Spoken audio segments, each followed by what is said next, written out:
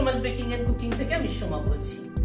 আগামীকাল জন্মাষ্টমী উপলক্ষে আমরা ঠাকুরকে তালের কিছু না কিছু প্রিপারেশন কিন্তু বানিয়ে দিয়ে থাকি। তাই আজ আপনাদের সাথে শেয়ার করছি তালের পাটিসাপটা। তাহলে চলুন দেখে নিই কি করে বানালাম। এখানে এক বাটি তালের পাল্প নিয়েছি, একটা মিডিয়াম সাইজের তালকে চেলে নিয়েছি। তাল চালের ভিডিওটা আমার চ্যানেলে কিন্তু রয়েছে, তার লিঙ্কটা ডেসক্রিপশন বক্সে দিয়ে দিচ্ছি। গ্যাসে একটা কড়াই বসিয়েছি। প্রথমে পাটিসাপটার পুরটা তৈরি করে নিচ্ছি। এই তালের পাল্প থেকে 2 চামচ দিয়ে দিলাম, 3 চামচ দিলাম। এখানে দুধ অ্যাড করে দিচ্ছি তালটার মধ্যে। এখানে মেজারিং কাপের 1 কাপ মতো দুধ দিলাম।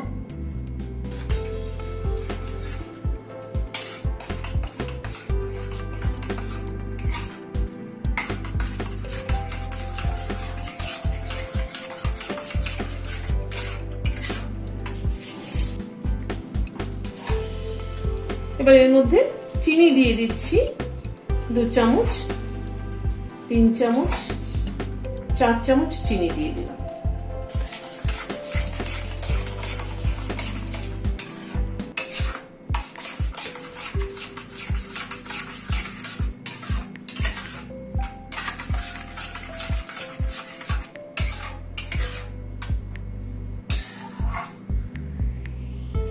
তালটা একটু জাল হওয়া অবধি অপেক্ষা করব। তালটা একটু ফুটে উঠেছে। তাল ফুটে উঠলে কিন্তু তাল কিন্তু একটু ছেটকয়, তখন গ্যাসের ফ্লেমটাকে একটুখানি কমিয়ে দিতে হয়, তাতে একটু কম ছিটকবে। এখানে নারকেল কোড়া দিয়ে দিলাম। একটা ছোট নারকেলের অর্ধেকটা মালা কুড়িয়ে নিয়েছি, সেটা দিয়ে দিলাম।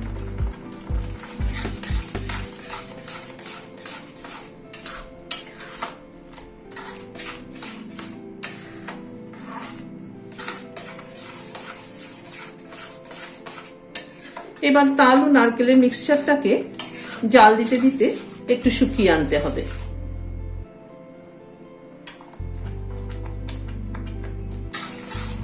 তাল ও নারকেলের মিক্সচারটা জাল দিতে দিতে অনেকটাই শুকিয়ে এসছে, তবে আরেকটু শুকাতে হবে।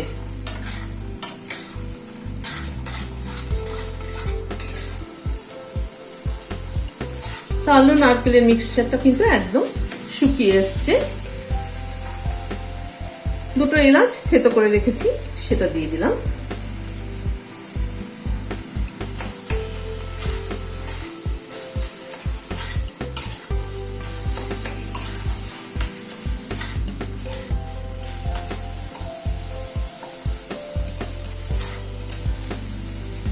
পুরের মিষ্টিটা ঠিক আছে কিনা একবার একটু চেক করে নিচ্ছি। একদম ঠিক আছে। এবার গ্যাসটা বন্ধ করে দিয়ে এই পুরটাকে একটা প্লেটে ঢেলে নিচ্ছি। পুরটাকে প্লেটে ঢেলে নিলাম, একটু ছড়িয়ে দিচ্ছি, ঠান্ডা হয়ে যাবে তাড়াতাড়ি।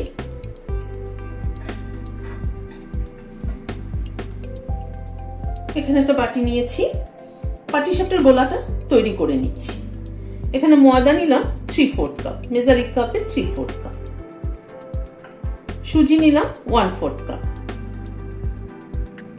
চিনি দিচ্ছি, গুঁড়ো চিনি এটা দিচ্ছি, উঁচু উঁচু এরকম 2 টেবিল চামচ দিয়ে আর অল্প একটু দিলাম। মিষ্টিটা যার যার পছন্দ অনুযায়ী দেবেন। আর তালের পাল্প দিচ্ছি এখানে 1 চামচ, 2 চামচ, 3 চামচ তালের পাল্প দিলাম। এবার অল্প অল্প করে দুধ ঢেলে একটা ব্যাটার তৈরি করে নেব।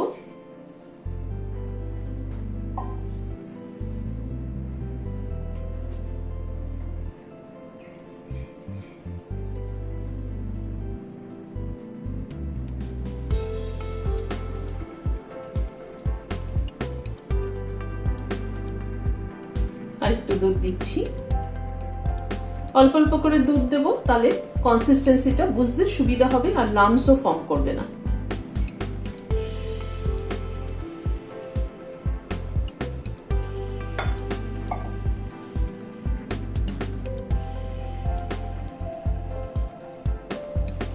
অল্প অল্প করে দুধ দিয়ে একটা ঘন ব্যাটার তৈরি করে নিলাম। এবার এই ব্যাটারটা 10 মিনিট রেস্টে রেখে দেবো, কারণ এতে সুজি আছে, সুজিটা কিন্তু দুধটা সোক করে ফুলে উঠবে। তারপরে যদি মনে হয় দুধ আরেকটু লাগবে, ব্যাটারটার ঘনত্ব বেশি হয়ে গেছে, তখন আবার আরেকটু অ্যাড করব। লাস্টে 4টে এলাচ গুঁড়ো করে নিয়েছি, সেটা অ্যাড করে দিলাম। এলাচটা অ্যাড করলাম এই জন্য, তালের সাথে কিন্তু এলাচের ফ্লেভারটা খুব ভালো যায়। এবার ব্যাটারটা 10 মিনিট রেস্টে রেখে দিচ্ছি। 10 মিনিট রেস্টে রাখার পরে দেখে নিচ্ছি ব্যাটারটা কিরকম ঘনত্ব হলো।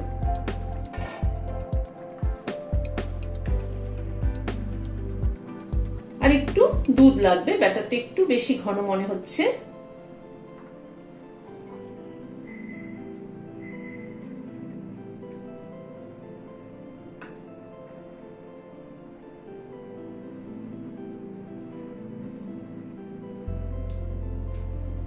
ব্যাটারটা এরকম একটা ঘনত্ব হবে, খুব পাতলাও না আবার খুব ঘনও না। চলুন এবার তাহলে পাটিসাপটাগুলো ভেজে ফেলি। গ্যাসে একটা প্যান বসিয়েছি, অল্প ঘি ব্রাশ করছি।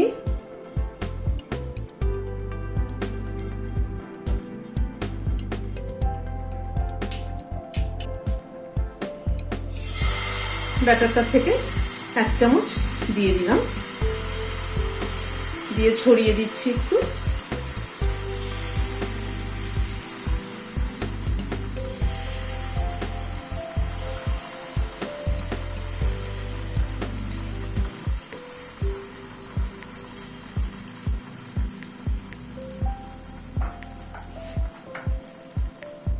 উপরে সারফেসটা হওয়া অবধি একটু অপেক্ষা করব।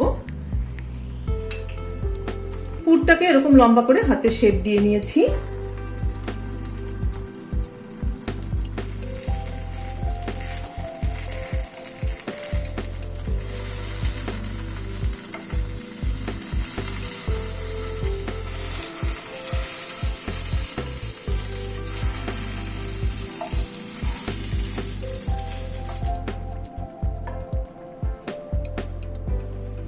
তুলে নিলাম, আবার একটু ঘি ব্রাশ করে দিচ্ছি।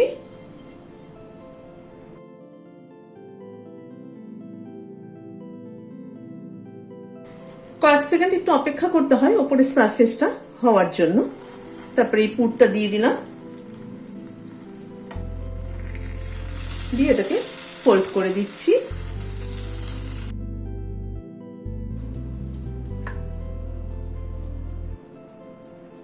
এইভাবে সবগুলোকে ভেজে নিচ্ছি।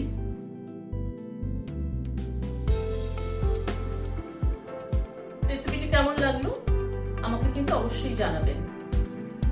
যদি ভালো লাগে তাহলে লাইক এবং একটা সাবস্ক্রাইব করার অনুরোধ রইল।